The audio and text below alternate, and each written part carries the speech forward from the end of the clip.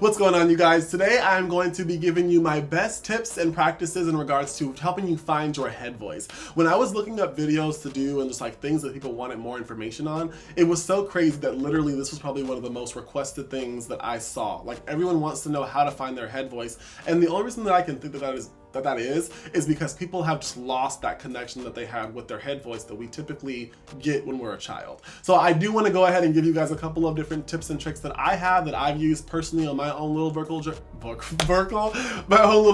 journey to kind of help me to make that connection, to have that click of where your head voice is, and then after that to also begin developing that and making that stronger and more powerful and more presence and all that good stuff. If you're new to my channel, what's Gucci? My name is Cedric Johnson, and like I said before, I'm going to be giving you a couple of just different tricks in regards to how I found my head voice so that you can find yours and then start developing it. So the reason for the disconnect, okay, so when we're children, we do little things that are so like innocent. Like when we're like sliding down a slide, we go like, wee! Or like when we're, what else? Like when we're like pretending we're a train, like toot toot toot, or just there's little things that we do when we're children that is acceptable then that's not acceptable now. Or like making like the ghost sound, like woo, like the Scooby-Doo ghost sound, like the woo, like literally all of that is going to help you find your head voice. So literally, so while you're sitting here, do it with me. Don't make me just look a mess by myself. So basically, we're gonna start off with just a couple of like wee. Whee! And what you're gonna notice is that you're gonna feel a lot of this in your head. You're gonna feel a lot of this in your head because this is starting to open up that head voice, open up that resonance that we have in our head. Another way to find your head voice, or to make sure that you're using your head voice and not, you know, your chest voice or mixed voice or whatever, is to put your hands on your chest. And when you're talking, just start talking. Just say, "What's up, you guys? I went to Chipotle today and I need to go to the bathroom now."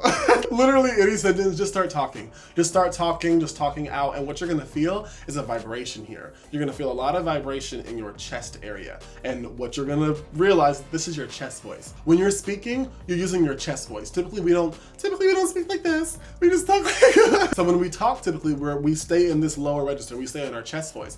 But the moment that we start going up into our head voice, the moment we start getting up here, things start getting just like more hollow. You know, everything comes in the head. So now your head is where the vibrations. Your head is where I look a mess, but your head is where that starts happening. The resonance shifts from your chest up to your head. So that's why the woos and the wee, all those sounds are going to show you where your head voice is, because that is where that's resonating. When we're children, typically we're okay with making those little, you know, innocent sounds or whatever when we're playing with our friends or whatever, and that is using all of our head voice. That's where our head voice starts. Then we get older and we lose our connection to that. So just practice that. Walk around being like, woohoo! What you could also do is, like, say you have an animal, say you have like a dog, talk to that animal often.